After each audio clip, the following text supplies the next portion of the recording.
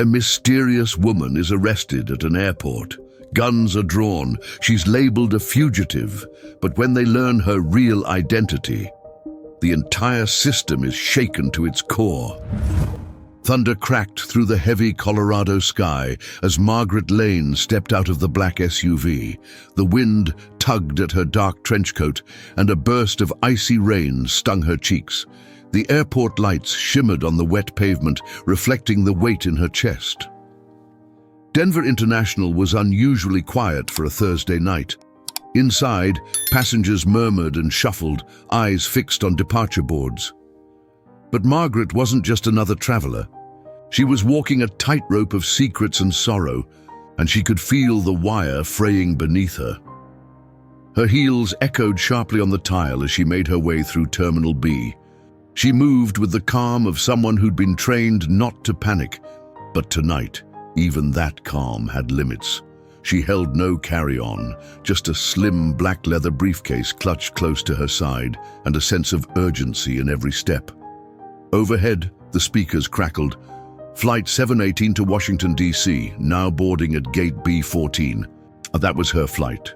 But then, a whisper in her earpiece. Static. Silence. Margaret's eyes darted toward the security checkpoint. Two uniformed TSA officers stood unusually stiff. One of them muttered into a radio, eyes never leaving her. A third officer stepped into the corridor, hand subtly resting on the grip of his holstered weapon. Her spine straightened. She didn't flinch, didn't pause, but her mind began calculating options, exit routes, lines of sight, possible causes. This wasn't a random screening. She'd been in too many operations not to recognize a setup. At the checkpoint, the TSA agent extended a hand. "Ma'am, please step aside for a brief security check." She held out her ID. "Margaret L.," it read.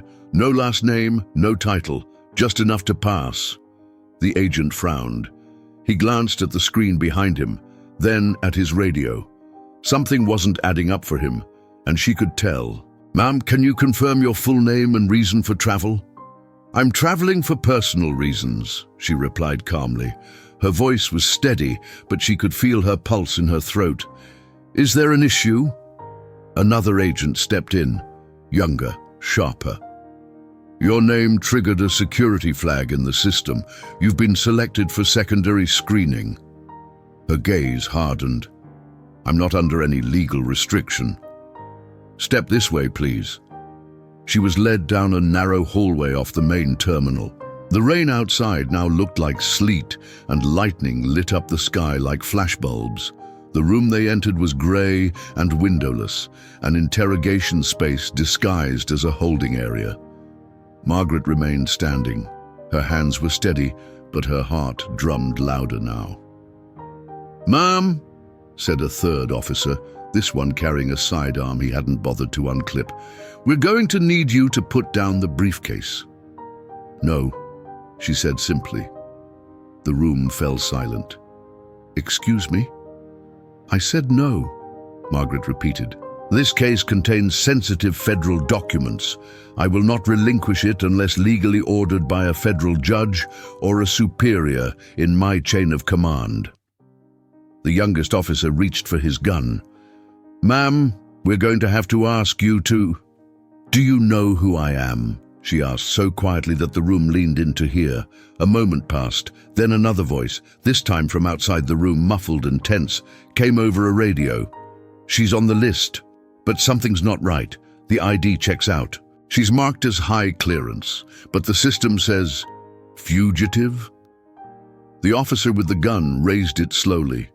Margaret didn't move. She raised both hands, eyes steady. "You have no idea who I am," she said again, colder now. "But you will." A flash of lightning lit up the small room. For a second, the shadows on their faces looked like masks. Everything had changed. 24 hours earlier, the morning sun filtered through the tall windows of a brick townhouse in Georgetown, casting soft golden streaks on the oak floors. Margaret Lane stood by the fireplace, one hand clutching a framed photograph, the other resting lightly on the mantel. Her features, elegant and composed, reflected decades of discipline, but today there was something different in her eyes, something broken. The photograph showed two young siblings, barefoot in a summer field, laughing under a sun that no longer shone. Her brother Jonathan had been found dead 2 nights ago. The official report called it a car accident. Margaret didn't believe in coincidence. Not anymore. She placed the frame down gently. A knock at the door.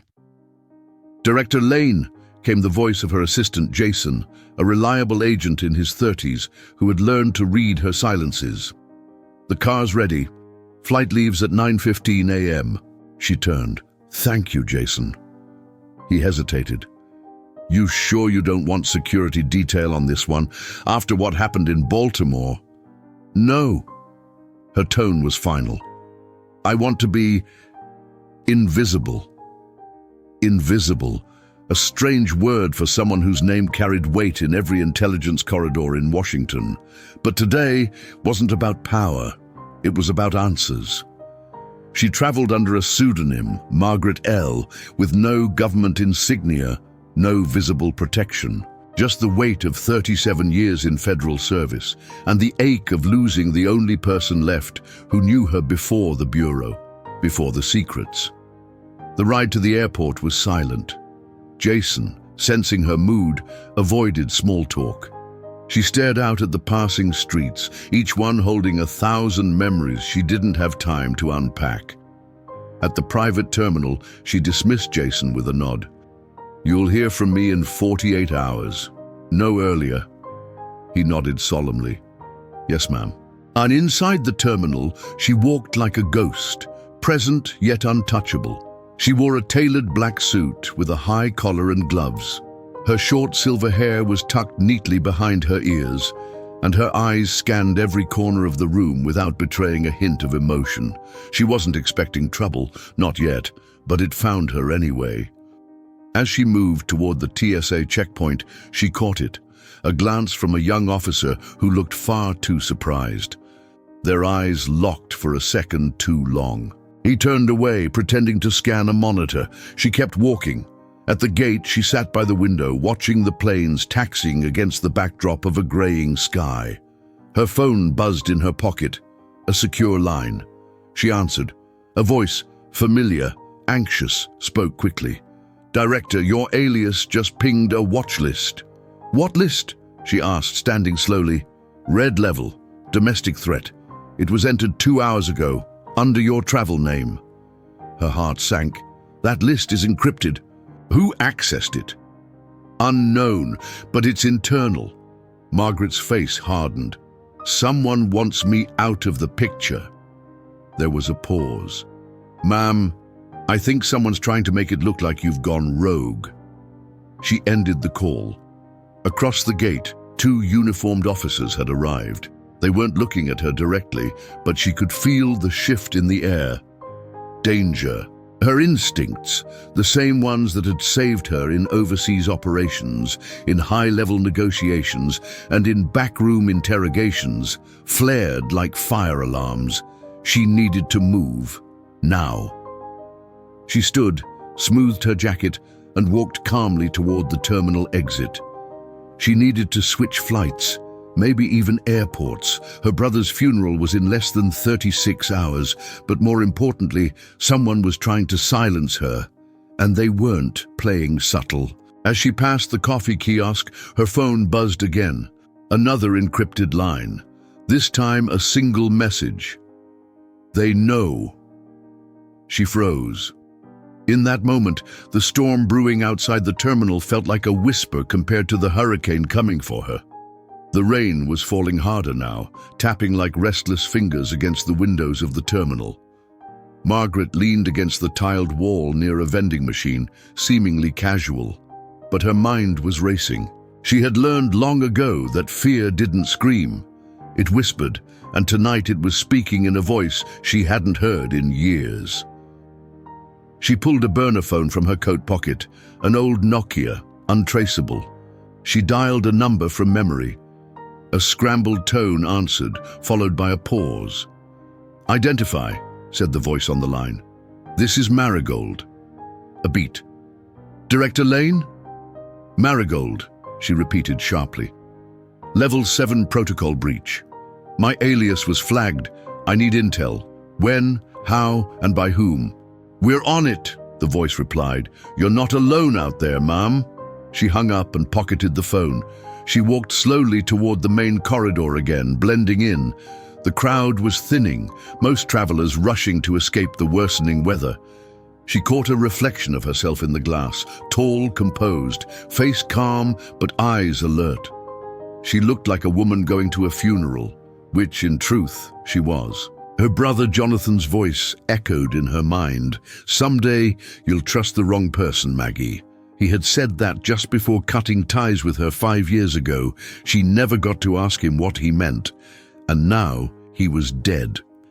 She reached into her inner coat pocket and touched a thin envelope, the autopsy report, obtained through unofficial channels. It wasn't an accident. The brakes on his car had been cut with surgical precision. The file included grainy photos and something else, a sticky note with a name written in Jonathan's familiar handwriting. Just one word: Cranston. Her blood ran cold. Cranston was a name she hadn't heard in almost 2 decades, a ghost from her early days in the Bureau, a contractor, ex-intelligence, brilliant, unstable, and dangerous. Rumors claimed he had died in a CIA raid overseas. But now, Jonathan had written that name days before his death. Margaret's thoughts were interrupted by movement ahead. A tall TSA officer was walking toward her, deliberately. She pivoted, walking in the opposite direction, toward a hallway leading to an old newsstand near Gate B8. She ducked inside, pretending to browse magazines. Her eyes scanned the reflection in the mirrored shelves. The officer had stopped and was speaking into his radio. She pulled out her main phone, government-issued, highly secure, and quickly opened a classified database. Her fingers typed Cranston Benjamin, level 4 clearance only. Access denied. She frowned. She had been director for 3 years. There was no file in the system she wasn't cleared to see. Unless, she froze, unless it wasn't in the FBI's system anymore. Another message arrived. Your face is on airport internal watch. Change terminals. You have 15 minutes. No sender, no trace. Margaret put the magazine back, turned, and walked fast but steady. Her mind retraced every step of the last 24 hours. If Cranston was alive, and if Jonathan had reached out to him, maybe her brother had uncovered something worth killing for. But why flag her? Why try to frame her? Was it just to slow her down? Or was there a deeper game at play?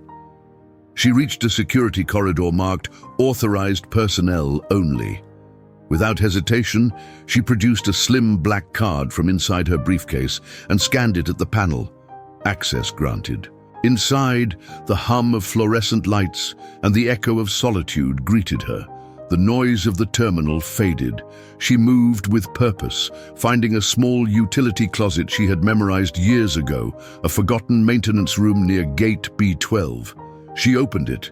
Inside, hidden behind a broken panel, was an emergency communications box installed during post-9/11 renovations. Few people even remembered it existed. She activated it, typed in a 6-digit code, and spoke clearly. "This is Director Margaret Lane. I have been compromised. My name has been inserted into a red-level domestic threat list. False data. Immediate trace required on insertion point. Also, activate deep search. Name, Cranston, Benjamin. All agencies, top clearance." The screen blinked. Processing. Then, "Search in progress. Please remain stationary." Outside, a PA announcement boomed through the hallway.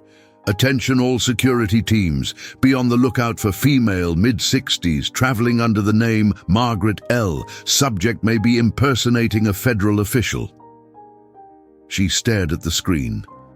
Someone was trying to erase her identity, piece by piece, and they were almost succeeding. Margaret emerged from the service hallway like a shadow slipping through cracks. The terminal was noisier now, buzzing with unease. Travelers huddled near gates, staring at their phones as the storm outside grounded more flights. But she wasn't listening to the weather anymore. She was listening for footsteps, and they were coming. She walked briskly toward the central concourse, her steps measured, her briefcase still tucked tightly beneath her arm. As she approached the security line again, this time near gate B14, a voice cut through the air. "Ma'am, stop right there." Two airport police officers appeared from the side, flanking the corridor. Behind them, a third officer, older, wore a dark uniform with gold stripes. His hand rested near his holster, but his expression was oddly polite. "May I see your boarding pass and identification?" Margaret held his gaze. "I've already been screened." "I understand, ma'am," the officer replied, "but we've received updated directives. We just need to verify your documents again." She knew the script. She had written it, trained others in it. This wasn't routine. This was tactical positioning. Margaret slowly handed over her boarding pass and ID. The officer glanced at it, then looked at his tablet. Something shifted in his face. He pressed a button on his radio, whispered, "It's her!" Within seconds, two more officers arrived. One blocked the corridor behind her. Another placed a firm hand near her elbow. "Ma'am," said the ranking officer, "I'm going to need you to come with us." Quietly. She didn't resist, yet. They led her to a small room tucked behind an unmarked door. Inside, a single metal table, 3 chairs, and a mounted camera blinking red, a familiar setup. The door shut behind her with a soft, ominous click. Margaret sat down slowly, her hands on her knees, eyes locked on the mirror across the wall. She knew someone was watching. She waited. 3 minutes passed. Then the door opened again. A younger man entered, late 30s, clean-cut, wearing a Homeland Security badge and the confidence of someone who thought he was in control. He sat across from her and opened a file. "Ms. Lane, or should I say Margaret L., you're traveling under a restricted alias, flagged just this morning as a potential security risk. Care to explain?" Margaret said nothing. "Your name came up on a level red list. Do you know what that means?" Still silent. The agent leaned forward. "Impersonating a federal officer is a felony. You could go to prison for a long time. You're lucky we haven't put you in handcuffs." That was it. Margaret reached into her coat slowly and laid a small black badge on the table. It bore a golden eagle and a 7-digit number embossed in steel. The agent blinked. "Is that supposed to impress me?" "You should scan it," she replied, her voice low and even. "It might save your career." He hesitated, but then pulled out a handheld scanner. The badge beeped softly. The screen lit up. His expression changed as the classification flashed before his eyes. Federal Bureau of Investigation, Director-level clearance, active status. He swallowed. "That can't be right. The system says—" "The system was tampered with," Margaret interrupted coldly, "by someone who wants me discredited. You just helped them." The agent stood up, visibly shaken. I'll need to confirm this." "Do that, quickly." He left the room in a rush. The moment he was gone, Margaret stood, walked to the wall-mounted intercom, and pressed the emergency override code. A direct line to Washington's federal HQ crackled to life. "This is Director Lane," she said firmly. "I am being detained at Denver International Airport under false pretenses. I need immediate verification sent to Homeland Liaison in this terminal. Authorization Bravo 97. The voice on the other end confirmed, "Orders dispatched. Stand by." Outside the room, panic was beginning to ripple. The agent returned with 2 other officials, both pale, one sweating. They had received the confirmation. The older officer now looked at her as if seeing her for the first time. My deepest apologies, Director Lane. We had no idea. You weren't supposed to, she said, brushing past them. Now tell me who submitted the alert under my alias. I want a name. They looked at each other, stammering. It came from inside the bureau, one said quietly. We don't know who exactly. The credentials were encrypted, triple authenticated. Her heart sank further. Someone inside the FBI had turned. Margaret picked up her briefcase, fixed her jacket, and headed back toward the terminal. She was no longer just going to a funeral. She was walking straight into a war. The storm outside had turned violent. Sheets of rain slammed against the airport windows as if the sky itself wanted to break in. Inside Terminal B, travelers rushed to their gates, unaware that a high-stakes game of betrayal was unfolding just feet away.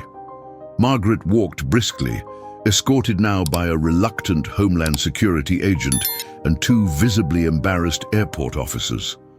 Her FBI badge had turned the tide, but not the current. There was still a chill in the air. Something wasn't right. Her gut told her the danger hadn't passed. It had just changed shape.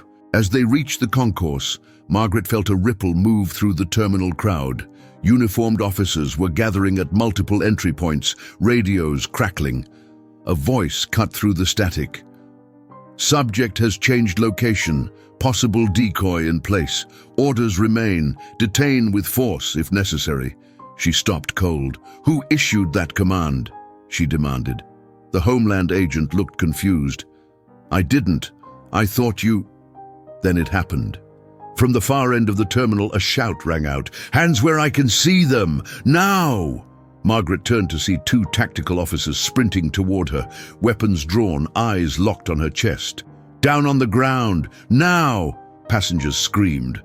People ducked behind seats. A baby started crying. The Homeland agent raised his arms. Wait! She's FBI! We've confirmed her clearance! They don't know that, Margaret snapped. Or they've been ordered not to care. The officers didn't slow. One aimed his rifle directly at her. She could see the whites of his eyes. He was young, scared, trigger-happy.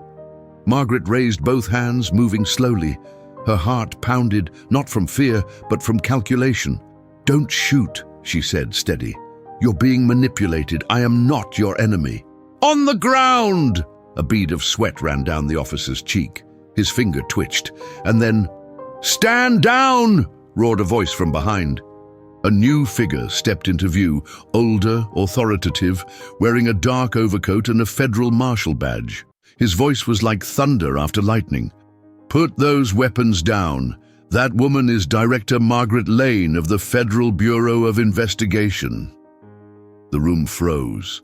The rifle barrels slowly dipped. The tension snapped like a rope pulled too tight for too long. Margaret didn't move. She looked the younger officer straight in the eyes. Remember my face, she said. Next time ask questions before pointing a gun at someone's head. The officer lowered his weapon, visibly shaken. The man in the overcoat approached. Ma'am, I apologize. I'm Marshal Harlan Briggs. DC sent me the moment your distress signal went live. It looks like someone inside your own agency wants you dead. I'm aware, she said grimly, and they nearly succeeded. Briggs looked around, then leaned in. It's deeper than we thought. Your name's not just on a red list. It was flagged for rendition, black site protocol. Margaret's blood turned cold. Someone authorized my abduction. Not someone. Someone's. This isn't just a hit job, it's a cover-up. She exhaled slowly, absorbing the weight of his words. Passengers were still staring, whispering. Officers were radioing in a flurry, but Margaret didn't hear any of it. She was already somewhere else, back in her brother's townhouse, staring at the name he left behind. Cranston. She turned to Briggs. Get me on the next secure flight to DC. I don't care what it takes. He nodded. Already arranged. Gate C-17. I'll escort you myself. As they walked away, past the chaos, the looks, the whispers, Margaret clutched her briefcase tighter than ever. Inside, it wasn't just classified material, it was the truth. And someone very powerful wanted it buried. The storm had grounded half the flights out of Denver, but not Margaret Lane's. Gate C-17 had been cleared. A private chartered jet, normally used for classified personnel transport, waited on the tarmac, its engines already humming low under the rain. Marshal Briggs moved with purpose beside her, his hand never far from his weapon. As they walked the jet bridge, Margaret's phone buzzed. It wasn't the burner, it was the secured line tied directly to the federal emergency relay. Only 4 people in the country had access to that number. She answered. Margaret. The voice was gravel and steel. Secretary Daniel Myers, Director of Homeland Security, a man who had only called her directly twice before in her entire career. You've caused quite a firestorm, he said. The Vice President just got a report that you pulled a weapon on federal agents. I never touched my weapon, she replied, stepping into the cabin, but 3 of your agents pointed theirs at my head. A pause. Then, we've confirmed you were falsely flagged. The red alert came from a triple authenticated proxy inside your own chain of command. Someone deep, she said, very deep. Margaret sat down and closed the door behind her. The jet cabin was quiet, sterile. The hum of engines below was a comfort now. She exhaled sharply. Jonathan's death wasn't an accident, she said quietly. He left a name, one I haven't heard since the early 2000s. Myers didn't ask, he already knew. Cranston, he said flatly. So it was true. You buried him, she said. CIA ghosted his file after the Istanbul breach. I was told he was dead. He was, for a while. But these people, they have their own definitions of death. Myers sighed, the weight of his position crackling through the line. Margaret, I'm going to be honest with you. There are operations running right now, covert, off books. If Cranston resurfaced, it's not just an old enemy. It's a fracture inside our own intelligence community, a rogue program. I want access, she said. I can't give you that over the phone. Then clear me to dig, she insisted. I'm not going to DC to attend a funeral. I'm going to dismantle whatever's trying to erase me. Silence. Then, you'll have clearance by the time your plane lands. But Margaret, if you go down this road, there's no turning back. You know that. I never turned back, she said, voice sharp. Not when they lied about Beirut. Not when they covered up Santiago, and I won't start now. There was a long pause. When he spoke again, Myers sounded older. God help you, Margaret, because I'm not sure anyone else can. The line went dead. She leaned back in her seat, staring at the rivets on the ceiling. Outside the window, lightning tore across the sky. In her lap, she opened the briefcase. Inside, Jonathan's encrypted flash drive, 2 burner phones, a sealed envelope marked, "If I'm dead, it's him," and a folder with photos of government personnel. One of them was circled in red. She didn't recognize the man's face, but she would. As the jet lifted into the storm, Margaret closed her eyes. This wasn't just about Jonathan anymore. This was about everything, and she was ready to burn it all down to find the truth. The jet cut through the storm like a blade. By the time it landed at Andrews Air Force Base, the rain had softened, but the tension in Margaret's chest had only grown heavier. She stepped off the aircraft without ceremony. No salutes, no escort, just the night air and the soft rumble of thunder, as if the sky itself was holding its breath. A black SUV awaited her at the edge of the runway. Inside was Deputy Director Rachel Keene, a woman Margaret had mentored years ago, sharp, methodical, and fiercely loyal. But tonight even Rachel looked shaken.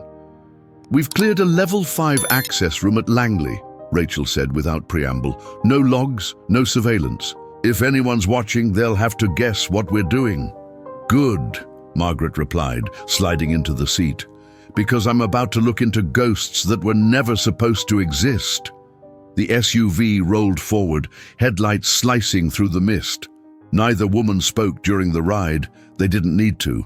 At Langley, Margaret was led through a series of biometric locks and retinal scans, descending into one of the oldest and most secure vaults in the building. The room was cold, windowless, humming with the quiet dread of 1,000 secrets. Rachel placed a secure tablet on the table.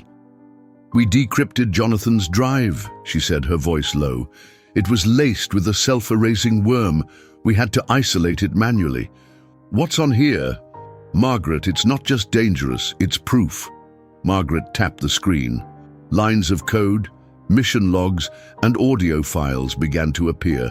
She opened a folder labeled Vulture Directive. Inside, names, photographs, timestamps, covert operations under deep shadow status. None of these missions had congressional oversight.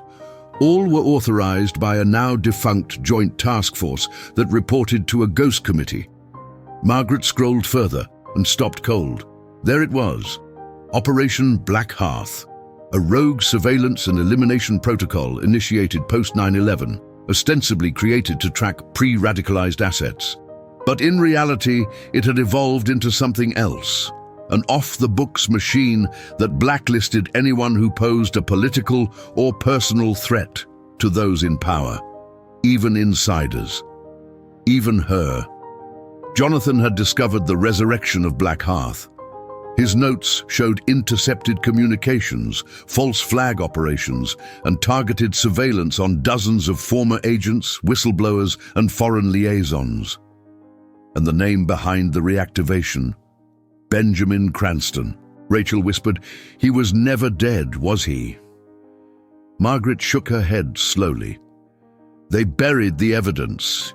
He went dark, then came back with new masters." Rachel leaned in. "This means we have an active traitor inside either the FBI or Homeland, maybe both." Margaret nodded. "And they're using the same playbook from 20 years ago. Erase the target before the truth reaches daylight." She tapped the screen again. Another file opened. It was a video, grainy, time-stamped 3 days before Jonathan's death. He was seated in a motel room, disheveled but determined, speaking directly into the camera. "If you're watching this, Maggie, I didn't crash. I was silenced. Cranston's alive. He's inside, and he's coming for you next." The video cut out. Margaret sat back, breath shallow. Rachel looked at her, stunned. "What do we do?" Margaret's voice was cold steel. "We take it to the top, quietly. But first, I want the names of everyone who accessed the red list within the last 72 hours. I want to know who tried to erase me." Rachel hesitated. "If we do that, they'll know we're onto them." Margaret's eyes narrowed. "Good. Let them sweat." In the corner of the screen, a new message appeared, flagged by the system just seconds ago. Red Alert Edition, Rachel Keane. Both women froze. They stared at the screen in silence. Then Margaret whispered, "They're not waiting anymore." For a moment, neither woman spoke. The name glowed on the screen like a wound. Rachel Keane, level red threat designation, confirmed. Margaret's hand hovered over the tablet, resisting the urge to slam it shut. Rachel was still seated across the table, her expression shifting from disbelief to horror. "Margaret," she said, her voice a whisper, "I didn't access anything unauthorized. I didn't touch the red list. You have to believe me." "I do," Margaret replied calmly. "That's why they flagged you, because you're helping me." The air in the vault had turned to glass, fragile, tense, ready to shatter at any moment. The walls felt smaller now, like the secrets they were unraveling had started to press back. "They're getting faster," Margaret murmured. "Every move we make, they anticipate it. We're not chasing ghosts anymore. We're being watched in real time." Rachel stood up, pacing. "How are they doing this? Our system is air-gapped, no external feeds. These files weren't even uploaded." Margaret's eyes narrowed. Then someone inside gave them the mirror key. They're inside the Bureau's mainframe, or close enough to it.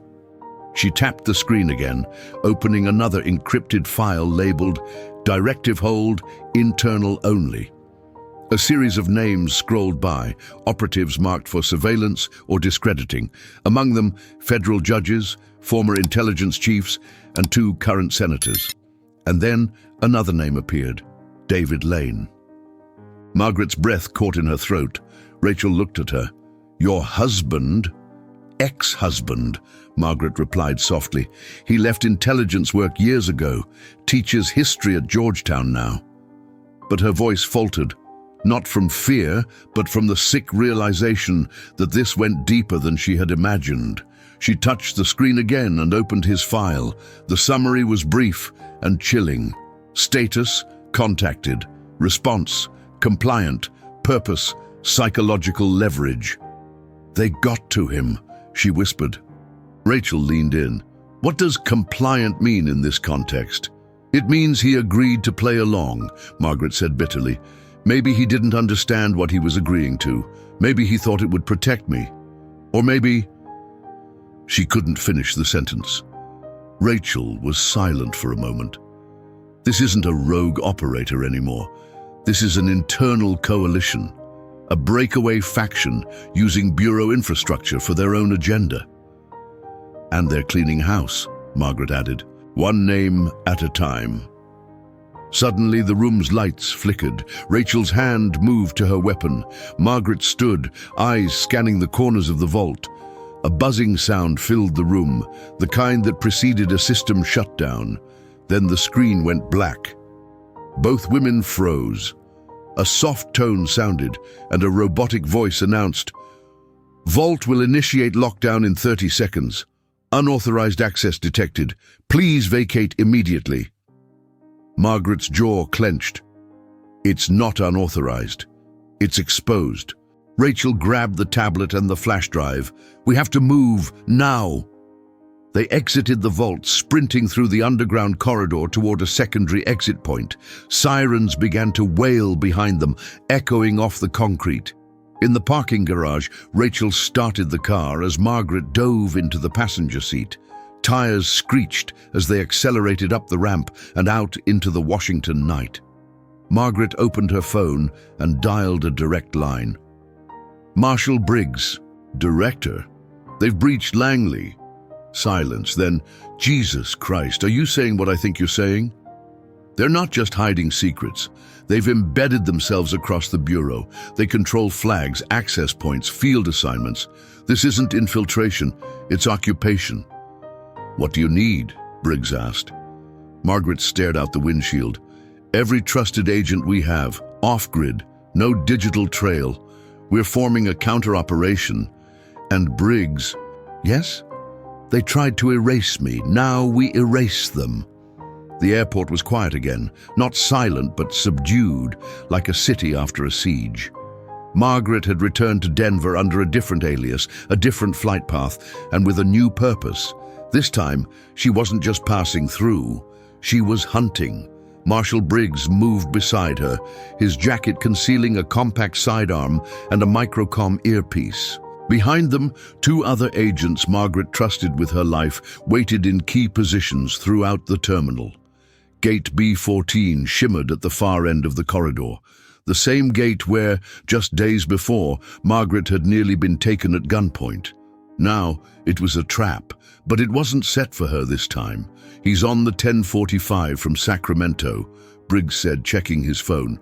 "Name on the manifest is Franklin Reed, but the facial match is solid. It's him." "Cranston," Margaret whispered.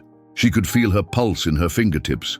Not fear, not even anger, just resolve, cold and clean like the edge of a blade. They took their positions. From a bench near the window, Margaret watched passengers deboard in a lazy stream. Families, business travelers, one man in a grey coat with a fedora, another with a backpack and aviator glasses, and then, there he was, Benjamin Cranston. He looked older than she remembered, leaner, harder, His hair had gone completely white, but his walk was confident, almost casual. He scanned the terminal like he was on vacation. But Margaret knew better. She stood and walked straight toward him, each step deliberate. When they were within 10 feet of each other, he stopped. A slow, amused smile curled across his lips. "Well," he said, "they said you were persistent. But I didn't think you'd be this bold." "I could say the same," Margaret replied. "Faking your death, infiltrating the Bureau, building your little shadow empire." Cranston shrugged. "You of all people should understand. The game changes, the rules change. I simply adapted." "To what?" she asked. "Treason. To survival," he said. "To realism. You think we live in a democracy, Margaret? You think oversight protects the people? The world doesn't need dreamers, it needs engineers." She stepped closer. "You murdered my brother." "He was going to blow the whistle," Cranston replied without shame. "He couldn't understand the necessity of what we're doing." "You mean blacklisting innocent people, discrediting your enemies, targeting public officials?" "I mean keeping order," he said. Margaret's voice dropped. "You're not a patriot, you're a parasite." Behind her, Briggs gave the signal. 2 agents flanked Cranston from both sides, but Cranston didn't flinch. "I've already won," he said softly. "You can't undo what's been built. The files, the names, they're encrypted across 12 servers. You'll spend the rest of your life chasing ghosts." Margaret stepped forward until they were face to face. "Then I'll become one." She held up a tablet, one of Jonathan's backups. Cranston's face faltered for the first time. "You're bluffing," she smiled coldly. "Am I?" She nodded to Briggs. "Take him." Cranston moved, but he was slower than he used to be. The agents pinned him quickly. He struggled, but it was over in seconds. As they cuffed him, Margaret leaned in. "My brother died trying to stop you. I'm going to finish what he started." He hissed. "You'll never make it to the courtroom." She whispered, "You're not going to court." He froze. Briggs pulled him away, leading him down the corridor as travelers stared, puzzled. A few phones went up, but nothing could capture the real story behind the scene. Margaret stood at gate B14 for a long time, staring out the window as another plane took off into the clearing sky. This time, no weapons were drawn, just justice, and the beginning of something bigger than she had ever imagined. The sun was rising over Washington. Soft amber light spilled across the Potomac, brushing the rooftops of federal buildings, waking up a city built on secrets. Inside a quiet office high above Pennsylvania Avenue, Margaret Lane stood alone, staring out at the Capitol she had served for most of her life. It felt different now, not because the buildings had changed, not because the threats had vanished, but because for the first time in decades she had broken the cycle. In front of her, on a polished walnut desk, were 3 folders, one for the president, one for the attorney general, one for the press. Inside each, a condensed version of what Jonathan had died to expose. Operation Black Hearth, the internal conspiracy, the data servers, the manipulated watch lists, the secret power structure that had nearly swallowed the Bureau whole. She had named names, including her own. Margaret knew what she was sacrificing. This wasn't just an act of exposure, it was an act of cleansing. She had played the game too long to pretend she was innocent. The machinery she'd helped build had been twisted into something monstrous. Now it was her responsibility to dismantle it piece by piece. There would be hearings, backlash, possibly even retaliation, but there would also be light. She heard a soft knock behind her. Rachel stepped in, her arm still in a sling from the night they escaped Langley. "It's done," Rachel said. "The files were delivered.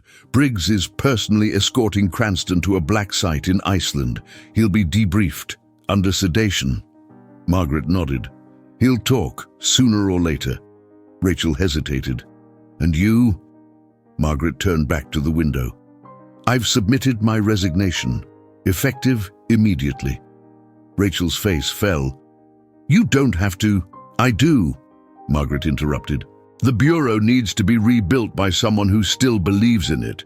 She picked up her briefcase, lighter now, not because the contents had changed, but because she finally felt unburdened. Outside, a car waited to take her to the airport. No security detail, no ceremony, just one woman, a suitcase, and a destination unknown. Before she left, she handed Rachel a sealed envelope. "If anything happens to me, you know what to do." Rachel nodded, eyes glassy. "I'll protect it with my life." Margaret smiled. "No, you protect the truth. That's more important." She stepped into the elevator and the doors closed with a soft chime. Hours later, at Reagan National Airport, Margaret sat by the window of Gate A22. Her name wasn't on any list this time. No flags, no surveillance, just silence. A woman in her 60s, dressed in a navy coat, sipping black coffee and staring at the runway. A final boarding call echoed through the terminal. She stood, gathered her things, and walked toward her gate. As she handed her ticket to the attendant, a man nearby lowered his newspaper. He stared at her for a moment, recognizing her face. "Hey, weren't you the one on the news?" Margaret looked him in the eye. Her voice was calm, almost kind. "No, that wasn't me." And with that, she walked onto the plane, toward a new beginning. Sometimes the most dangerous battles aren't fought in war zones, but in the quiet corners of airports, boardrooms, and lonely motel rooms, where choices must be made in silence. Margaret Lane didn't seek glory. She didn't crave attention. She sought the truth, no matter the cost. And in doing so, she reminded us that courage often looks like an older woman standing alone at a gate, refusing to back down. What would you have done in her place? Have you ever faced a moment where telling the truth meant risking everything? Let us know in the comments. If this story moved you, consider supporting the channel with a super thanks. It helps us keep creating powerful content just for you. Don't forget to subscribe, activate the bell for more incredible stories, and keep watching. There's another powerful video waiting for you right now on screen.